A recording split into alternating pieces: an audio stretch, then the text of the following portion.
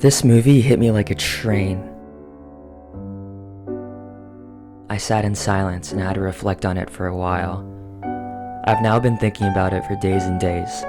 I fall asleep thinking about it, and I wake up with its poetic writings running through my mind. I'm talking about Louis Malle's 1963 masterpiece, The Fire Within, which stands as a melancholic yet profound exploration of an existential despair. Based on Pierre Dreux Leverchel's novel, the film delves into what might be the final 48 hours of Alain Leroy's life. A recovering alcoholic grappling with the decision to possibly end his own life. Malle's direction, coupled with Maurice Renette's dangerously vulnerable performance as Alain, crafts a haunting reflection on loneliness, alienation, and the never-ending human search for meaning. Reflecting on The Fire Within is like revisiting an old scar. It reminds us of cinema's power to evoke emotions, to make us question our existence, and to emphasize with characters that mirror our vulnerabilities. Emerging amidst the vibrant backdrop of the French New Wave, Malle's film was special because it dared to diverge. Unlike the pop culture-infused romps of Godard or the narrative playfulness of Truffaut, Malle chose a somber, introspective path. The Fire Within stripped away the veneer of romanticism and plunged directly into the heart of existential desolation. While the New Wave was about breaking conventions, Malle went further to break emotional barriers. The Fire Within also amplified the movement's range. It showcased how the New Wave films weren't just about stylistic innovations, but also about thematic depth. And while not every filmmaker followed Malle's introspective path, many were undoubtedly inspired by the shocking emotional depth that he achieved. The film resonates with many, and did especially at the time of release for multiple reasons actually. Malle's portrayal of Alain's existential crisis is deeply rooted in post-war European sentiments. There's a pretty palpable sense of disillusionment that underpins the whole narrative, reflecting the broader societal feelings of a generation that had survived World War II and was now confronting modernity and its inherent lack of traditional purpose. This is highlighted through the evocative black and white cinematography that deepens the atmosphere of desolation, while the narrative unwinds at a deliberate pace, inviting viewers to engage with Alain's internal conflict intimately. The recurring motifs, be it the rhythmic tapping of a typewriter or the haunting strains of Eric Sadie's Gymnopédies, serve to accentuate Alain's solitude. They become anchors, grounding the film in a reality that's both tangible and dreamlike.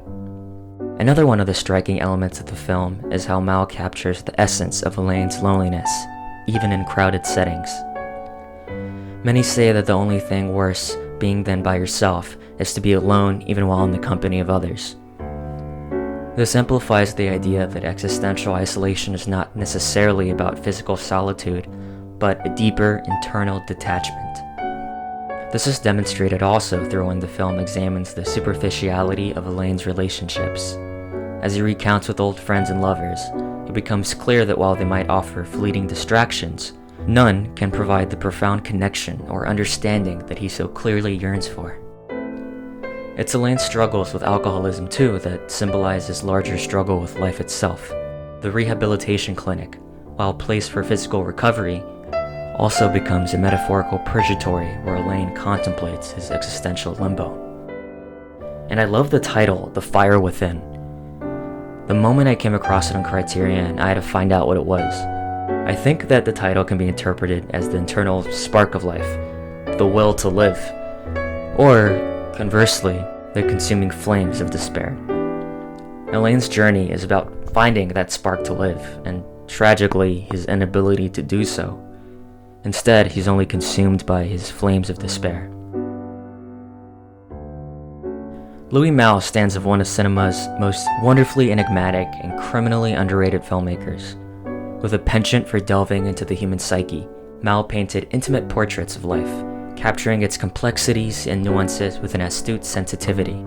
He's most famously known for directing My Dinner with Andre, but his career is filled with masterpieces.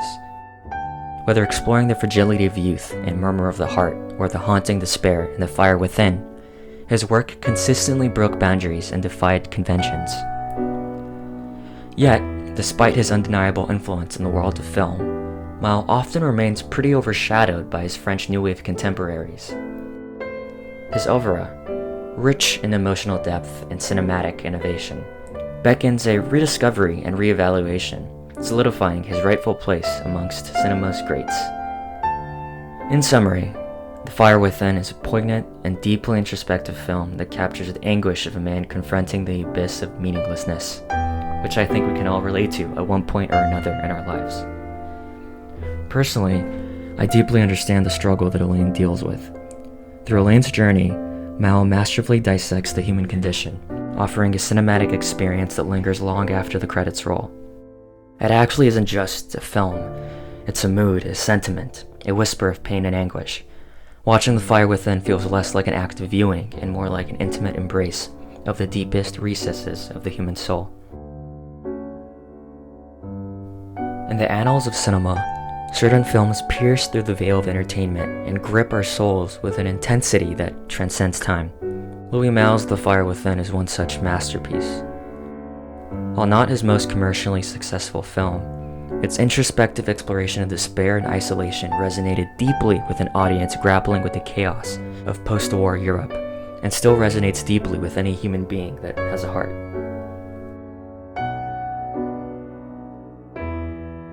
Reflecting on The Fire Within now, I realize its profound impact on my perception of cinema and life. The tragic ending especially stuck with me and showed me a path of life that I hope to never see again. Like I said before, this isn't just a movie, it's a movement, a voice amidst the cacophony, reminding us of our shared human fragility. As part of the French New Wave, it showcased the movement's true power, its capacity to not only innovate but to deeply resonate. It was, and still remains, a testament to the boundless potential of cinema to touch the soul. This is absolutely a 10 out of 10. Thanks for watching. Peace.